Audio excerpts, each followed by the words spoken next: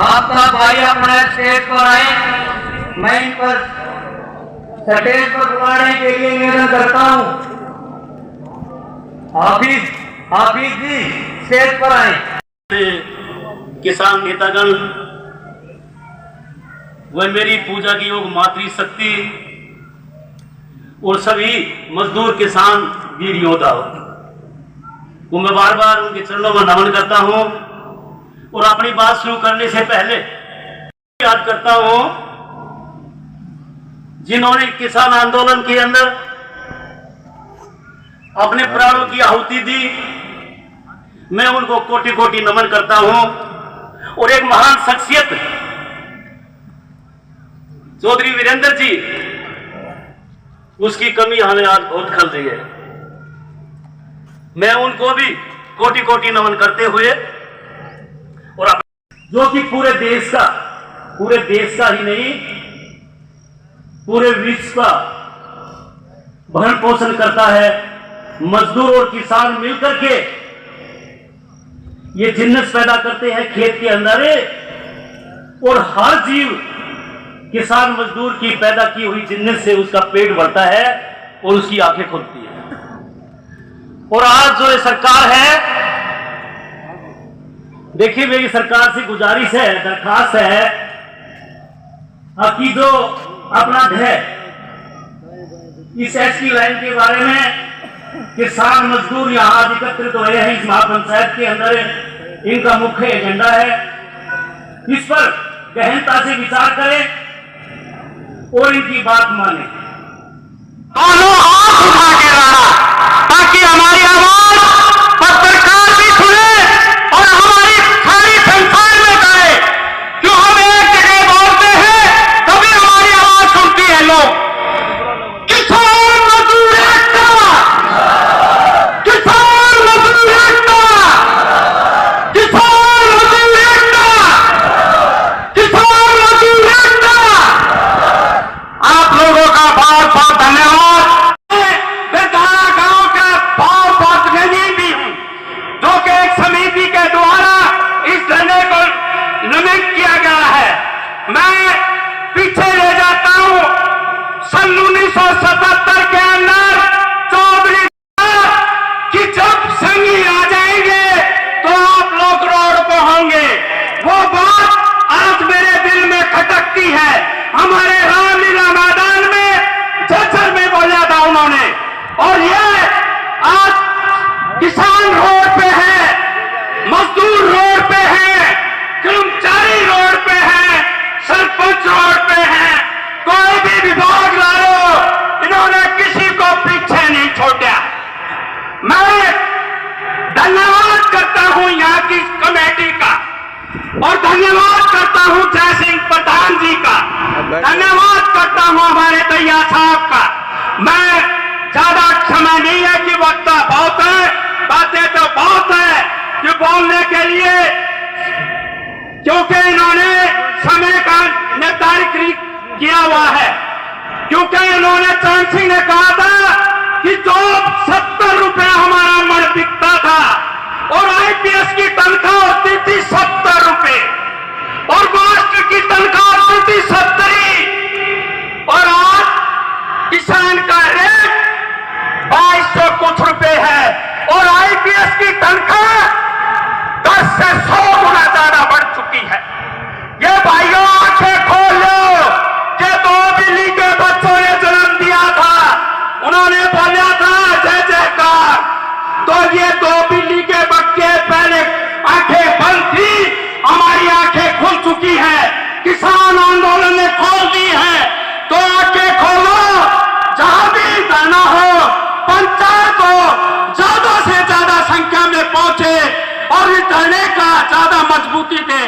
जय हिंद, जय भारत, जय किसान एकता, जय जवान एकता। करने और प्रदर्शन करने के लिए मजबूर है। आज केवल किसान एक ऐसा प्राणी है, ऐसा हमारे समाज का महत्वपूर्ण अंग है किसान, कि जो वो चाहते हुए भी अपनी जमीन का मालिक कहने को तो है, मगर सरकार जो जिस तरह से आज किसान के साथ व्यवहार कर रही है, मनमाने ढंग से जहां जब चाहे उसकी किसान का यूज करती है, उसकी जमीन का यूज करती है और मनमाने ढंग से उसकी कीमत देने की कोशिश करती है। सुरेंद्र भाई, आपसे निवेदन है मेरा कि आप पर हमारे इलाके के किसान का भरोसा है और इस भरोसे को कायम रखना। किसानों के संगठनों को भी बहुत लोगों ने देखा और आप पर भरोसा है सतेंद्र भाई। आपसे एक निवेदन है, किसान जागने को तैयार है, लड़ाई लड़ने को तैयार है और इस सरकार से दो हाथ करने को भी तैयार है। आप एक टीम बनाओ और जहां जहां से पीड़ित किसान है उस इलाके में जाकर प्रत्येक गांव में जाकर के किसान को जगाने का काम करें और जहां धरना होता है वहां 36 कौम के लोग आपके साथ जुड़ने को तैयार है। ये मातृशक्ति भी खड़ी होने को तैयार है और सारे किसान जुड़ने को तैयार है। आपके ऊपर भरोसा है। ये हमारे साथी रोहतास जी, इन्होंने केवल अकेला फौज में से रिटायर होकर के ये बेचारा सैनिक किसान की लड़ाई लड़ने के लिए तैयार हुआ। इनका भाई यहाँ भगत जी बैठा दयानंद, उसने हथियार डाल दिए थे। जब उन्होंने डराने का काम करा, ये लाइन गाड़ने वालों की टीम आई तो भाई साहब अकेला ये सैनिक जो था वो लड़ने के लिए तैयार हुआ। किसी की माँ ने, तुम्हारी माँ ने दूध पिलाया है तो हमारे खेत में आकर के खंभा गाड़ करके दिखा दी। और इसका भाई वो दयानंद भगत जी आ जा रहा हौसला देख करके, भाई ये तो कर देंगे, ये डट्या नहीं करते ना मामे। जब इस बेचारे रोहतास जी ने ये जो सैकड़ों साथी जो आए हैं ना किसान, इस रोहतास जी की तपस्या है भाई साहब सतेंद्र जी। ये हमारा क्लास फेलो जरूर है मगर किसानों की आज जो लाइन की जो लड़ाई लड़ रहा है, ये आपके साथ कंधा से कंधा मिला करके और इनको साथ रखना। हमारे इलाके की झीलर चकारे की ये दयानी चेयरमैन और कपूरे प्रधान जी जो बाहर के हमारे प्रधान है, हमारे दलाल का चर्चा है। आप निकलो, इस सरकार को झुकना पड़ेगा। मेरे सामने बैठे बुजुर्ग, महिला, बच्चे, सबको मेरा हाथ जोड़कर निवेदन है। सबसे पहले तो मैं प्रार्थना करूंगा इस कमेटी को। सबसे पहले हम अपने लाल के गांव में किसी में भी खंभा नहीं करने देंगे जब तक मुआवजा नहीं दे देते। ये कमेटी को मैं आश्वासन दे रहा हूँ कि हम अपनी भूमि पर पैर नहीं होने देंगे दलाल साहब के जितने गांव हैं वो। इसलिए सभी से प्रार्थना है कि एकजुट होकर इसको आंदोलन को सफल बनाने के लिए और ज्यादा आदमी जोड़े। धन्यवाद।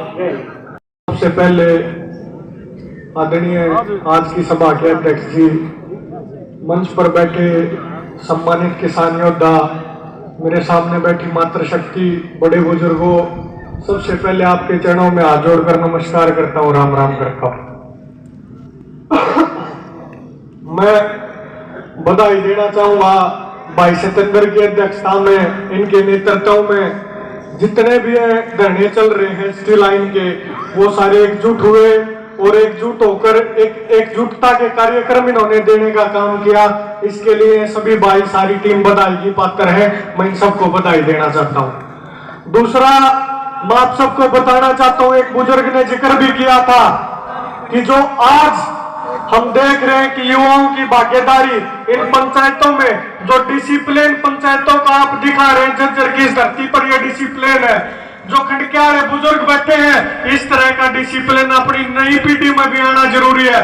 अगर भविष्य में जब ये लड़ाई लड़ी जाऊंगी तो उन लड़ाइयों को कौन लड़ने का काम करेगा? ये बुजुर्ग सारी उम्र तक सदा नहीं रह रहे, इसलिए नौजवान साथी भी इन पंचायतों का हिस्सा बने और भविष्य में होने वाली लड़ाइयों को और मजबूती से लड़ने का काम करें। दूसरी बात मैं कहना चाहूंगा, मैं याद दिलाना चाहूंगा, चाहे झज्जर की बात करूं, रोहतक की बात करूं, सोनीपत की बात करूं, मेवात की बात करूं, मेवात से भी हमारे बीच में किसान यहाँ पहुंचे हैं। जो ये धरती है, जो दिल्ली के चारों तरफ ये धरती है और जो दिल्ली के चारों तरफ ये लोग बसते हैं, इनका अपना एक स्वर्णिम इतिहास है। ये इतिहास है कि जो लोग दिल्ली के चारों तरफ बसते हैं, इन्होंने अंग्रेजों को हराने का काम किया, इन्होंने मुगलों को हराने का काम किया, और ये ताकतवर वो कौम है जिसने भी दिल्ली की तरफ नजर उठाने का काम किया, उनको पीटने का काम किया, अपनी मांगे मनवाने का काम किया और अपने जिंदा होने का सबूत देने का काम किया। और मैं आपको बताना चाहता हूं, जो एसटी लाइन का आंदोलन चला हुआ, आज ये आंदोलन भी उसी धरती के ऊपर चला हुआ जो धरती दिल्ली को चारों तरफ से घेरने का काम करती है।